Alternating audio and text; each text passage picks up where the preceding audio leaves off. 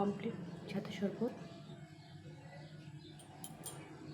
Hello বন্ধুরা, আজকে আমি ছাতু শরবত বানাবো। এই ছাতু নিলাম 2 গ্লাস মতো, একটু নুন নিলাম, সামান্য মিষ্টি, এর মধ্যে দিব পেঁয়াজ কুচি, লঙ্কাগুলো কুচিয়ে দেবো, আর টমেটো কুচি দেবো, আর দেবো ঠান্ডা জল।